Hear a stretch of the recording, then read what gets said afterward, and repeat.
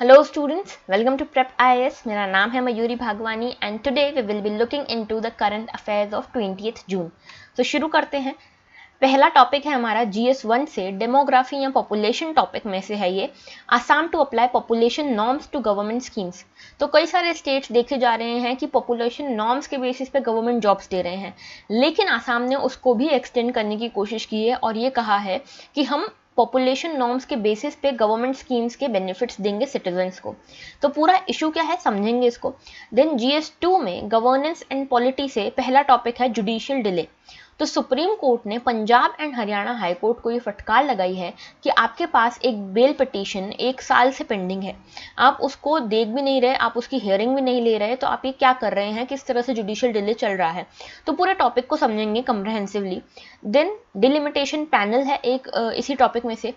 तो जम्मू कश्मीर का delimitation start हो चुका है और ये क्या है इसके बारे में समझेंगे. हेल्थ में एबोला वायरस डिसीज जो है इसको गिनी में से WHO ने कहा है कि ये गिनी में से खत्म हो चुका है. तो ये क्या है, एबोला डिसीज क्या है, क्या ग्लोबल इमरजेंसी कही थी WHO ने इससे रिलेटेड, इसको भी देखेंगे. GS3 में साइंस एंड टेक से आज काफ़ी सारे आर्टिकल्स थे क्योंकि आज संडे है. तो पहला है स्टेपल क्रॉप्स लूजिंग न्यूट्रिएंट्स. तो हमारे यहाँ पे राइस एंड व्हीट को स्टेपल क्रॉप्स माना जाता है और इसके न्यूट्रिएंट्स जो हैं वो कम हो रहे हैं ओवर द टाइम. इसका क्या इशू है इसको समझेंगे. डेल्टा प्लस, ये कोविड का ही, कोरोना वायरस का ही एक वेरिएंट है डेल्टा प्लस, और इसकी जो इमर्जेंस है और प्रेवलेंस है वो बढ़ती जा रही है. इसका कितना खतरा है और ये क्या है इसको भी देखेंगे. GS4 में एक केस स्टडी है हमारे पास एनवायरमेंटल एथिक्स से रिलेटेड. देखो ये बहुत रिलेवेंट टॉपिक है एग्जाम के पर्सपेक्टिव से. ग्रीन फैमिली के बारे में समझेंगे कि क्या ये ग्रीन फैमिली और किस तरह से आप इसको अपने आंसर्स में यूज कर सकते हो. तो शुरू करते हैं टुडेज पिंच ऑफ पॉजिटिविटी के साथ. तो देखो, you can't cross the sea merely by standing and staring at the water. तो इसका मतलब ये है कि अगर आपको अपने गोल को अचीव करना है जो कि ऑलरेडी इतना बड़ा है, UPSC को अगर आपको अचीव करना है, उसको क्लियर करना है, तो आप दूर से खड़े रह के सिर्फ उसको देख के खुश नहीं हो सकते, या सिर्फ आप लोगों को बता के खुश नहीं हो सकते कि मैं UPSC की प्रिपरेशन कर रहा हूँ या कर रही हूँ. आपको उसके लिए अपने कंफर्ट जोन से बाहर आना पड़ेगा और जो भवसागर है उसमें उतरना पड़ेगा, तो ही आप इसको कवर कर पाओगे और क्लियर कर पाओगे. Same goes with the life also. Okay, तो you have to come out of your comfort zone. शुरू करते हैं इसी एनर्जी और पॉजिटिविटी के साथ. ठीक है, तो पहला आज का आर्टिकल देखते हैं, Assam to apply population norms to government schemes. तो देखो पहले क्या है ये टॉप इशू क्या है, पहले उसको समझते हैं. तो देखो आसाम जो है, आसाम ने ये बोला है कि अब हम जो पॉपुलेशन नॉर्म है उसको गवर्नमेंट स्कीम्स पे भी लगाएंगे. इसका मतलब ये कि जो भी फैमिलीज या जो भी हाउस होल्ड जिसमें सिर्फ 2 बच्चे हैं, यानी कि किसी भी कपल के अगर 2 बच्चे हैं तो वो गवर्नमेंट स्कीम्स के लिए एलिजिबल होंगे, लेकिन अगर किसी के 2 से ज़्यादा बच्चे हैं तो फिर वो गवर्नमेंट स्कीम्स के लिए एलिजिबल नहीं होंगे. ये ऊपरी इन्होंने अभी बताया है. ठीक है, इन्होंने कहा है कि अभी इनिशियली हम ज़्यादा ही रखेंगे ये पॉपुलेशन नॉर्म को, उसके बाद धीरे धीरे हम कम करते जाएंगे और इससे हम SC ST और जो टी गार्डन की पॉपुलेशन है इसको अभी एग्जेम्प्ट करेंगे. और इसको लेकर अपोजिशन ने कहा है कि ऐसा आप क्यों कर रहे हो, इसकी ज़रूरत है नहीं. क्योंकि देखो पहली चीज़ तो ये कहा इन्होंने कि आपने इससे पहले भी इसी साल शुरुआत में आसाम ने क्या किया कि जिस भी इंसान के 2 बच्चे हैं या 2 बच्चों से कम हैं उनको गवर्नमेंट जॉब्स के लिए एलिजिबल रखा, और जिनके भी 2 से ज़्यादा बच्चे हैं उनको कहा कि आप गवर्नमेंट जॉब्स के लिए भी एलिजिबल नहीं हो और पंचायत के इलेक्शंस के लिए भी एलिजिबल आप नहीं हो. ठीक है, और इसमें एक चीज़ ये कही, तो इसमें ये माना जा रहा है कि मेजरली ये जो प्रोविजंस किए जा रहे हैं पॉपुलेशन नॉर्म्स को लेकर, ये माइग्रेंट मुस्लिम्स को टारगेट करने के लिए हैं. ठीक है, क्योंकि माइग्रेंट मुस्लिम्स की जो फैमिली साइज है वो काफ़ी बड़ी है और माइग्रेंट मुस्लिम्स को एनकरेज करने के लिए है ये कि आप अपनी जो फैमिली प्रैक्टिसेस हैं, अपनी फैमिली को छोटा कीजिए, फैमिली प्लानिंग कीजिए, सो दैट आप गवर्नमेंट का भी हिस्सा बन सकें और एडमिनिस्ट्रेशन का भी हिस्सा बन सकें. लेकिन इसको लेकर अपोजिशन ने ये कहा है 2020 का जो नेशनल फैमिली हेल्थ सर्वे था, नेशनल फैमिली हेल्थ सर्वे जो था NFHS, इसमें ये कहा गया था कि हमारा जो फर्टिलिटी रेट है, टोटल फर्टिलिटी रेट आसाम का, वो अभी डिक्लाइन हो गया है 2.2 से लेके 1.9 तक. तो अभी जो हमारा फर्टिलिटी रेट है, टोटल फर्टिलिटी रेट आसाम का, वो 1.9 है. और आप जानते होंगे कि हमारा जो रिप्लेसमेंट रेट रिक्वायर्ड है, रिप्लेसमेंट फर्टिलिटी रेट जो हमको रिक्वायर्ड है दैट इज जस्ट 2.1। तो हम रिप्लेसमेंट रेट से नीचे चले गए हैं आसाम में, तो आप ऐसा क्यों कर रहे हो, ऐसा करने की ज़रूरत क्या है? तो देखो इशू क्या है, पहले ये समझ लेते हैं। तो यहाँ पे एक चीज़ समझो, जो पॉपुलेशन है, ठीक है, हमारे यहाँ पे पॉपुलेशन हमेशा से एक बड़ा इशू रहा है, ठीक है, लेकिन हमको यहाँ पे हमारा टारगेट जो था वो था कि हम एक रिप्लेसमेंट रेट जो है वो अचीव कर लें, जो कि है 2.1 का। अब ये रिप्लेसमेंट रेट क्या है? रिप्लेसमेंट रेट का मतलब है कि अगर हमारे देश में टोटल फर्टिलिटी रेट एवरेज 2.1 हो जाता है, तो जितने लोगों की डेथ होगी उतने ही लोग वापस पैदा हो रहे हैं। यानी कि अगर इतना रेट हमारे पास आ जाता है तो हमारी पॉपुलेशन स्टेबल हो जाएगी, ना बढ़ेगी ना घटेगी। तो हमको इस पॉपुलेशन स्टेबलाइजेशन की ज़रूरत है। यहाँ पे हमारा टारगेट ये था। अब आसाम में ये टारगेट जो है वो 1.9 हो गया है, ठीक है, मतलब 1.9 हमने टोटल फर्टिलिटी रेट अचीव कर लिया है। तो अपोजिशन का कहना है कि जब हमने 1.9 अचीव कर लिया तो आप अब क्यों पॉपुलेशन नॉर्म्स लगा रहे हैं, ठीक है। तो अब ये पॉपुलेशन नॉर्म्स लगाने के हम देख लेते हैं कि पॉजिटिव्स क्या हैं और नेगेटिव्स क्या हैं, ठीक है। पॉजिटिव्स तो देखो एक ये है कि डिटरेंस क्रिएट होगा, और ऐसा नहीं है कि सिर्फ आसाम में हमको कंट्रोल करनी है पॉपुलेशन, हमको पूरे देश में कंट्रोल करनी है। तो यहाँ पे एक तो डिटरेंस क्रिएट होगा। दूसरा ये कि हो सकता है सन मेटा प्रेफरेंस के बारे में आपने पढ़ा होगा। सन मेटा प्रेफरेंस इकोनॉमिक सर्वे की एक टर्म है, ठीक है, सन मेटा प्रेफरेंस। इसमें क्या होता है कि अगर किसी भी कपल की, मान लो किसी भी कपल को पहली जो संतान होती है उनकी वो एक लड़की होती है, गर्ल चाइल्ड होती है, सेकंड भी एक गर्ल चाइल्ड होती है, थर्ड भी एक गर्ल चाइल्ड होती है, तो वो फोर्थ तक भी जाएंगे। जब तक उनको मेल चाइल्ड नहीं होगा तब तक वो अपनी पॉपुलेशन को, अपनी फैमिली साइज को बढ़ाते जाएंगे, ठीक है। अगर ऐसा होता है कि पहला ही उनको लड़का हो जाता है तो फिर वो आगे बढ़ते ही नहीं, फिर वो एक चाइल्ड में ही खुश हो जाते हैं, ठीक है। तो ये है सन मेटा प्रेफरेंस। तो अगर ये टू चाइल्ड नॉर्म हम रख लेते हैं तो फिर उनको ये सन मेटा प्रेफरेंस वाला जो फिनोमेना है उसको हम कर्व कर पाएंगे, क्योंकि 2 ही बच्चे आप कर सकते हैं। लेकिन इसके कुछ नेगेटिव्स भी हैं। नेगेटिव्स क्या हैं? पहली चीज़ तो ये पुअर पीपल को टारगेट करेगा, ठीक है, जो ऑलरेडी वल्नरेबल हैं, ठीक है, जैसे जिनमें जो अवेयरनेस नहीं है, जो पुअर पीपल हैं उनको टारगेट करेगा।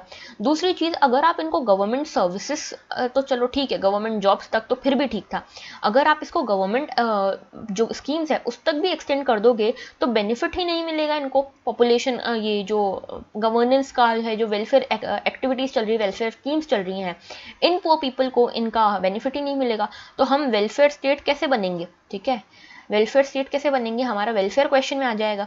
तो इस तरह के बहुत सारे नेगेटिव्स भी हैं। एक नेगेटिव ये भी कहा जाता है कि हो सकता है फिर ये जो फीमेल फीटिसाइड है वो बढ़ जाए, क्योंकि आपके पास सिर्फ 2 बच्चों का ऑप्शन रहेगा फिर, तो फीमेल फीटिसाइड बढ़ जाएगा कि कहीं ऐसा ना हो कि शुरू के 2 जो भी बच्चे हैं वो लड़कियां ही हो जाए, तो इस केस में फीमेल फीटिसाइड बढ़ जाएगा। तो ये भी एक जो है इसका ड्रॉबैक हो सकता है। तो इस तरह के एकदम स्ट्रिक्ट पॉपुलेशन नॉर्म्स लगाना ठीक नहीं है, ऐसा कई एक्सपर्ट्स भी कहते हैं, ठीक है। इनफैक्ट हमने 2-3 दिन पहले एक आर्टिकल डिस्कस किया था जिसमें हमने देखा था कि चाइना ने अपने जो पॉपुलेशन नॉर्म्स है उसको खत्म कर दिया है, ठीक है, कि 1 चाइल्ड 2 चाइल्ड पॉलिसी की ज़रूरत नहीं है। उसमें हमने देखा था कि एक्सपर्ट्स ने ये कहा था कि इंडिया को इससे लेसन लेना चाहिए। किस तरह से? कि इंडिया को पॉपुलेशन को स्टेबलाइज करने की ज़रूरत है, ना कि उसे कंट्रोल करने की ज़रूरत है, ठीक है, उसे कम करने की ज़रूरत नहीं है, उसको स्टेबलाइज करने की ज़रूरत है। तो ये पूरा इशू था, ठीक है। आगे बढ़ते हैं। Second is Supreme Court shocked by delay in bail hearing. तो देखो एक केस आया सुप्रीम कोर्ट के पास, उसमें ये कहा गया कि भाई एक साल से हमारी बेल पिटीशन हाई कोर्ट के पास रुकी हुई है और हाई कोर्ट उसके ऊपर ना हियरिंग ले रहा है ना कोई प्रोसीडिंग्स कर रहा है, तो कुछ भी नहीं हो रहा उसका। तो सुप्रीम कोर्ट ने हाई कोर्ट को, Punjab and Haryana high court को ये फटकार लगाई कि आप ऐसे कैसे काम कर रहे हैं। तो इसमें सुप्रीम कोर्ट ने बात की है एक स्पेशल लीव की, ठीक है, स्पेशल लीव पिटीशन का फ़ायदा उठाते हुए उन्होंने ये चीज़ कही है। तो स्पेशल लीव क्या है, उससे पहले हम बात कर लेते हैं जुडिशियल डिले की, ठीक है। जुडिशियल डिले का मतलब क्या है कि जो भी केसेस हैं उनका प्रोसीडिंग्स, उनका जो कन्विक्शन है, जो भी सेंटेंस आ रहा है आखिर में, वो बहुत डिले के साथ आ रहा है। इनफैक्ट इकोनॉमिक सर्वे की बात माने 2018-19 की, तो पूरे हमारी जुडिशरी की बात करें तो 3.5 करोड़ केसेस पेंडिंग हैं अभी भी जुडिशरी के पास, और इसमें से लगभग 87% केसेस ऐसे हैं जो लोअर कोर्ट्स जो हैं, सब ऑर्डिनेट कोर्ट्स जो हैं उसमें पेंडिंग है, ठीक है। तो ये एक बहुत बड़ा इशू है, पहली चीज़। दूसरी चीज़ ये कि इससे क्या होता है, justice delayed is justice denied, आप सभी ने सुना होगा। तो इसमें principle of natural justice principle of natural justice जो है वो इसमें वायलेट हो रहा है। इसके बारे में आप इस आर्टिकल में भी पढ़ेंगे, अगर आप इसको देखेंगे तो। प्रिंसिपल ऑफ नेचुरल जस्टिस क्या कहता है, इसमें देखो 2 प्रोविजन होते हैं, हमेशा याद रखना। ये ऐसी चीज़ें ना आप मेंस के आंसर में बहुत अच्छे से कोट कर सकते हो, और कई बार ऐसा होता है कि ऐसे प्रिंसिपल्स डॉक्ट्रिन्स प्रीलिम्स में सीधे आ जाते हैं। तो प्रिंसिपल ऑफ नेचुरल जस्टिस पहला तो ये बोलता है राइट टू बी हर्ड, ठीक है, और दूसरा बोलता है रूल विदाउट बायस। तो इसका मतलब क्या है, अगर मान लो कि मैं पिटीशन लेके सुप्रीम कोर्ट के पास या हाई कोर्ट के पास जाती हूँ, तो पहला मेरा राइट है कि मैं उनको अपनी बात कह सकूँ, अपनी सफाई रख सकूँ। ये पहला प्रोविजन है। दूसरा प्रोविजन ये है कि अगर मेरा केस जो है वो किसी भी जो जज हियर कर रहे हैं मेरा केस, उनसे किसी भी तरह से रिलेटेड है, उनकी फैमिली से रिलेटेड है, तो ऐसा जो अगर होता है तो ये बायस हो गया ना, हमारे केस में बायस आ गया कि जज अपने फेवर में ही आंसर जो भी जजमेंट है वो देंगे। तो रूल जो हो विदाउट बायस हो, जो भी जज सुनवाई ले रहा है इस केस की, वो इससे बिल्कुल रिक्यूज हो, बिल्कुल उससे अलग हो, ठीक है। ऐसा काम ना हो कि जज इन्वॉल्व है एज अ पार्टी उस केस में और वही उसकी हियरिंग भी ले रहे हैं। तो एक तो बिना बायस के रूल हो, और दूसरा राइट टू बी हर्ड। तो यहाँ पे दोनों प्रिंसिपल ऑफ नेचुरल जस्टिस के अंदर आते हैं। तो अगर कोई भी केस में आप बेल नहीं दे रहे हो, आप ट्रायल्स पे ही रख रखा है आपने बहुत टाइम के लिए, कोई प्रोसीडिंग्स नहीं चल रही, तो आप किसी भी सिटीजन को उसके प्रिंसिपल ऑफ नेचुरल जस्टिस से वायलेट कर रहे हो, उसका जो ये राइट है, ठीक है। तो ये तो हमने बात कर ली इसकी। स्पेशल लीव की बात करते हैं। तो देखो स्पेशल लीव जो है, इसमें सुप्रीम कोर्ट ने एक स्पेशल लीव ग्रांट की है। जिस सिटीजन ने यहाँ बात की ना सुप्रीम कोर्ट में कि हमारी बेल पिटीशन 1 साल से अटकी हुई है, कोई सुनवाई नहीं हो रही, तो इसमें स्पेशल लीव ग्रांट की गई है उस सिटीजन को अंडर आर्टिकल 136। आर्टिकल 136 ये बोलता है कि सुप्रीम कोर्ट के पास एक राइट है, स्पेशल राइट है, ठीक है, और ये डिस्क्रिशन के ऊपर बेस्ड है सुप्रीम कोर्ट की, कि सुप्रीम कोर्ट किसी भी सिटीजन को ये स्पेशल लीव दे सकता है कि वो सिटीजन अगर उसका कोई भी केस हाई कोर्ट या किसी भी ट्रिब्यूनल, ठीक है, या फिर किसी भी लोकल कोर्ट में अगर चल रहा है, उसका जजमेंट आ चुका है या नहीं आया है, अभी प्रोसीडिंग्स चल रही है, कुछ भी केस हो, इस केस में सुप्रीम कोर्ट ने सिटीजन को ये राइट दिया है कि सिटीजन ऐसे केस में भी अपनी अपील ला सकता है सुप्रीम कोर्ट के पास। तो सिटीजन जो जिसने भी यहाँ पे अपील की है सुप्रीम कोर्ट के पास, उनको ये स्पेशल लीव के अंतर्गत प्रोविजन मिला है। और जो ये स्पेशल लीव है, ये कॉन्स्टिट्यूशनल राइट जरूर है सिटीजन्स का, लेकिन ये सुप्रीम कोर्ट के डिस्क्रिशन के ऊपर बेस्ड होता है, ठीक है। और एक चीज़ कि आर्म्ड फोर्सेस के केसेस में ये नहीं लगता, ठीक है, स्पेशल लीव वाला प्रोविजन आर्म्ड फोर्सेस के केसेस में नहीं लगता। तो ये हमने पूरा इस आर्टिकल को डिस्कस कर लिया, ठीक है। आगे बढ़ते हैं। Next is Jammu Kashmir delimitation panel begins work. तो जम्मू कश्मीर में डीलिमिटेशन का काम स्टार्ट हुआ है। तो डीलिमिटेशन पहले क्या है इसको समझते हैं। डीलिमिटेशन का मतलब होता है, मान लो कि ये हमारा भारत है, ठीक है, भारत में कितनी कॉन्स्टिट्यूएंसीज हैं, 543 कॉन्स्टिट्यूएंसीज हैं, ठीक है। अगर हम लोकसभा राज्यसभा के इलेक्शंस की बात करें तो 543 कॉन्स्टिट्यूएंसीज हैं। अब ये 543 कॉन्स्टिट्यूएंसीज जो हैं, ये किस तरह से डिवाइड होंगी, कितना एरिया किस टेरिटरी में आएगा, किस कॉन्स्टिट्यूएंसी के टेरिटरी में आएगा, और किस कॉन्स्टिट्यूएंसी में से कितनी सीट्स को यहाँ पे टैग किया जाएगा कि वो लोकसभा या राज्यसभा के लिए चुनाव लड़ सकते हैं। तो इस चीज़ को डिसाइड करना, इस प्रोसेस को, कि एक तो कॉन्स्टिट्यूएंसी की टेरिटरी की बॉर्डर्स को डिसाइड करना और कितनी नंबर ऑफ सीट्स उस कॉन्स्टिट्यूएंसी से जाएंगी पार्लियामेंट में या लेजिस्लेटिव असेंबली की इलेक्शंस में, इसको डिसाइड करना होता है डीलिमिटेशन, ठीक है। अब ऐसा सेम स्टेट्स के केस में भी होता है, और इससे 2 आर्टिकल्स रिलेटेड हैं, ये याद रखना। आर्टिकल नंबर है, एक तो पहला एक आर्टिकल है 82 और एक है 170। 82 ये बोलता है कि पार्लियामेंट के पास ये पावर है कि हर सेंसस के बाद उनको एक डीलिमिटेशन एक्ट पास करना होगा। आर्टिकल 170 ये बोलता है कि हर स्टेट का भी डीलिमिटेशन होगा, ठीक है, और उसके हिसाब से वहाँ की कॉन्स्टिट्यूएंसीज की टेरिटरी और नंबर ऑफ सीट्स डिसाइड की जाएंगी। पहली चीज़ तो ये हो गई। दूसरी चीज़ ये कि डीलिमिटेशन करता कौन है, एक डीलिमिटेशन कमीशन ये डीलिमिटेशन करती है, ठीक है। और ये डीलिमिटेशन कमीशन को अपॉइंट कौन करता है, प्रेसिडेंट, ठीक है, ये याद रखना। और इसका कंपोजिशन क्या होता है, 3 लोग होते हैं इसमें। पहला होता है सुप्रीम कोर्ट के जज, ठीक है, चाहे वो रिटायर्ड हो या सर्विंग हो। दूसरे होते हैं चीफ इलेक्शन कमिश्नर या फिर इलेक्शन कमिश्नर ऑफ इंडिया, और तीसरे होते हैं स्टेट इलेक्शन कमिश्नर। तो ये तीनों लोग मिलके इस डिलिमिटेशन कमीशन में पार्टिसिपेट करते हैं और हर कॉन्स्टिट्यूएंसी का डिलिमिटेशन करते हैं, ठीक है। इसके बाद एक चीज़ और, यहाँ पे जो डिलिमिटेशन एक्ट पास होता है और उसके बाद डिलिमिटेशन किया जाता है, ठीक है, हर सेंसस के पास होता है। आपको मुझे कमेंट सेक्शन में बताना है अभी तक कितनी बार डिलिमिटेशन एक्ट पास हुआ है, ठीक है, और कब कब हुआ है। पहली चीज़ तो ये। दूसरी चीज़ ये, जम्मू कश्मीर की बात करें तो जम्मू कश्मीर में आज तक डिलिमिटेशन नहीं होता था, सेंट्रल गवर्नमेंट नहीं कराती थी। वहाँ पे अपना एक कॉन्स्टिट्यूशन था पहले, ठीक है, और उस कॉन्स्टिट्यूशन के अंतर्गत डिलिमिटेशन के अपने प्रोविजंस थे, तो उसमें हमारे यहाँ से डिलिमिटेशन कुछ भी नहीं होता था जम्मू कश्मीर में। लेकिन क्योंकि आर्टिकल 370 को स्क्वैश कर दिया गया है, तो अब जम्मू कश्मीर रीऑर्गेनाइजेशन एक्ट के अंतर्गत डिलिमिटेशन इसी एक्ट के अंतर्गत होगा इसका, ठीक है, आर्टिकल 82 और 170 के अंतर्गत ही जम्मू कश्मीर का भी डिलिमिटेशन होगा, क्योंकि अब ये एक यूनियन टेरिटरी है, ठीक है। और इसमें एक चीज़ कही गई थी, जब ये जम्मू कश्मीर रीऑर्गेनाइजेशन एक्ट आया था तो उसमें कहा था कि अभी जो यहाँ पे सीट्स हैं, जो यहाँ पे जम्मू कश्मीर में पहले सीट्स थी वो थी 107, अब इनको करने की बात की गई है 114, और इस 114 में से 24 जो हैं वो पीओ के रीजन के लिए रिजर्व रखी गई हैं, ठीक है। तो कुल इलेक्शन यहाँ पे 90 सीट्स के ऊपर होंगे। तो ये पूरा इशू मैंने आपको डिटेल में समझा दिया है, ठीक है। आगे बढ़ते हैं, है ना। Mark the correct statement about delimitation.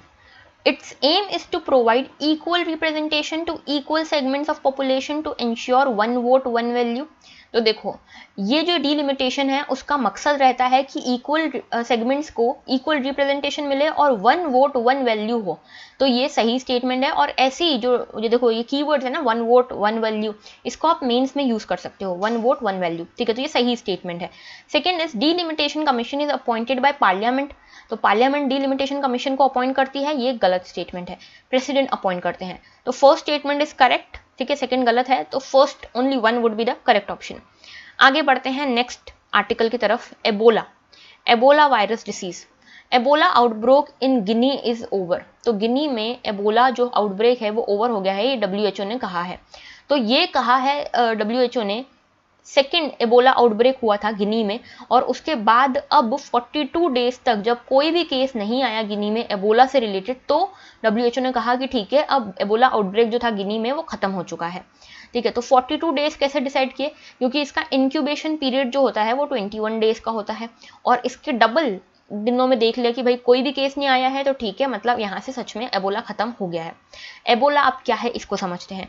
तो एबोला एक वायरस डिसीज है, ठीक है, एबोला वायरस डिसीज, इसको हमें कभी कभी EVD भी कहा जाता है इसी बात पे, एबोला वायरस डिसीज के कारण।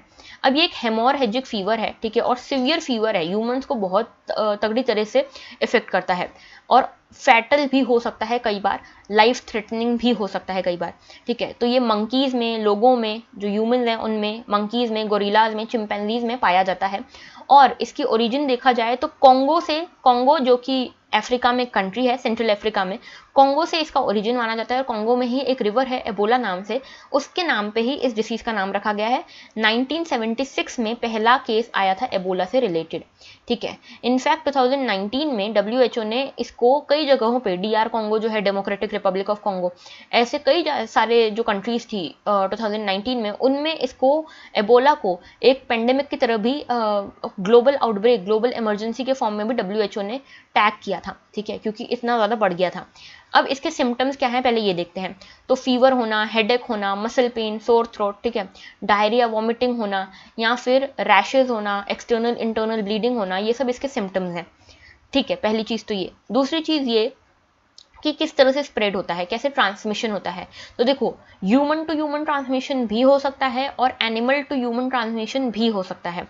ट्रांसमिशन होता कैसे है, अगर आपने किसी भी इन्फेक्टेड पर्सन के ब्लड या फिर एक्सक्रीटा को कांटेक्ट में आए आप उसके, या फिर आपने कोई भी कंटामिनेटेड ऑब्जेक्ट से टच किया, निडल्स को टच किया, ब्लड को टच किया किसी भी इन्फेक्टेड पर्सन के, या फिर आपने कोई कंटामिनेटेड मीट खाई, तो इन सब तरीक़ों से आपको ये ट्रांसमिशन हो सकता है।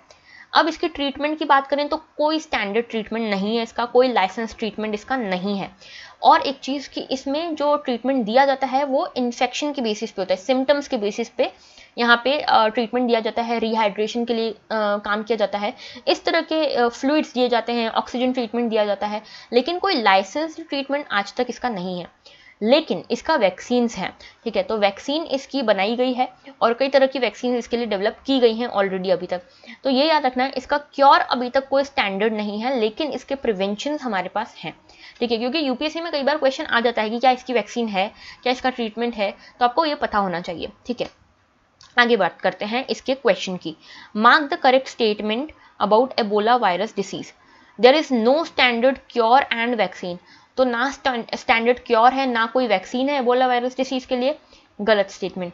स्टैंडर्ड क्योर नहीं है माना, ठीक है, कोई एबोला के लिए कोई स्टैंडर्ड क्योर नहीं है, लेकिन वैक्सीन है, ठीक है। और WHO has announced the Ebola outbreak in Democratic Republic of Congo as a global health emergency. तो इसको ग्लोबल हेल्थ इमरजेंसी के फॉर्म में WHO ने टैग किया था इन 2019, ये मैंने आपको बात बताई है। तो यहाँ पे सेकंड स्टेटमेंट सही है, फर्स्ट स्टेटमेंट गलत है, तो यहाँ पे only 2 would be the correct answer. Okay, आगे बढ़ते हैं। देन नेक्स्ट हमारा आज का आर्टिकल है, are your staple rice and wheat losing their nutrients. तो ये साइंस एंड टेक का आर्टिकल है, ठीक है, एग्रीकल्चर से भी आप यूज कर सकते हो इसको। तो इसमें ये कहा गया है कि स्टेपल जो क्रॉप्स हैं हमारे इंडिया के, कौन कौन से स्टेपल क्रॉप्स हैं, राइस एंड व्हीट। अब स्टेपल क्रॉप्स क्या होता है? स्टेपल क्रॉप्स का मतलब है ऐसे क्रॉप्स जिनको रूटीनली कंज्यूम किया जाता है और जो ऐसे क्रॉप्स होते हैं जिनसे आपको ऑलमोस्ट स्टैंडर्ड डाइट मिल जाएगी, ठीक है। तो वैसे हमारे क्रॉप्स 2 हैं, एक तो राइस है और एक व्हीट है। जब ये स्टार्टिंग में हमने यूज़ करना स्टार्ट किया, 10,000 सालों से हम इसको स्टेपल क्रॉप के फॉर्म में यूज़ कर रहे हैं, लेकिन अभी ऐसा देखा गया है कि आयरन और जिंक जो है इसकी मात्रा जो है इनमें डिक्रीज हो रही है, ऐसा ट्रेंड पाया गया है। जैसे कि इन्होंने बताया राइस के केस में बात करें तो देखो, इसमें इन्होंने बताया कि राइस की अगर बात करें तो 1960s में ये जो आयरन होता था, इसमें ये आयरन कितना होता था, यहाँ पे ये आयरन होता था लगभग 60 मिलीग्राम पर केजी, और जिंक में यही आयरन और ये जिंक जो था राइस में, ये लगभग 27 मिलीग्राम पर केजी होता था। लेकिन वीट में यही चीज़ देखें, वीट में अगर बात करें तो वीट में यही जो क्रॉप में जो आयरन एंड जिंक की बात कर रही हूँ मैं, तो ये लगभग 46 mg पर केजी होता था, और यहाँ पे 23 mg पर केजी जिंक होता था। लेकिन अब 2020 की बात करें या 2000s की बात करें तो ये कम हो गया है। जो पहले आयरन 60 हुआ करता था, वो आयरन अब हो गया है 43, ठीक है, 43 मिलीग्राम पर केजी। और वही जिंक जो पहले 27 होता था, अब वो हो गया 21 mg पर केजी, ठीक है। उसके बाद वहीं बात करें वीट की, तो वीट में भी सेम यहाँ पे कम देखने को मिला है चीज़ें, ठीक है। तो ये याद रखना है आपको, फिगर्स यहाँ पे इंपॉर्टेंट नहीं है, डाटा इंपॉर्टेंट नहीं है, ये याद रखना है कि न्यूट्रिएंट्स कम हो रहे हैं। अब इसके रीजंस क्या बताए गए हैं? पहला बताया गया है इसका रीजन डाइल्यूशन इफेक्ट, ठीक है। डाइल्यूशन का मतलब ये है कि जैसे जैसे हम यील्ड बढ़ा रहे हैं, वैसे वैसे कॉन्सेंट्रेशन जो है वो न्यूट्रिएंट्स की वो कम होती जा रही है, क्योंकि न्यूट्रिएंट्स सभी क्रॉप्स में बट रहे हैं, पूरी क्रॉप्स में, पूरी यील्ड में बट रहे हैं, तो इसलिए उनकी कॉन्सेंट्रेशन कम हो रही है। दूसरा इन्होंने बताया है कि सॉइल में ही न्यूट्रिएंट्स नहीं है, तो वो प्लांट्स में न्यूट्रिएंट देंगे कैसे? तो ये पूरा इसमें रीजंस बताए गए हैं।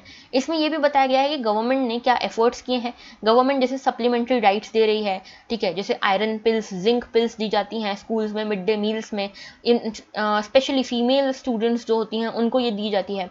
लेकिन इसमें यहाँ तक काम करने से कुछ नहीं होगा, इसमें आगे बढ़ना पड़ेगा बायो फोर्टिफिकेशन की तरफ, ठीक है।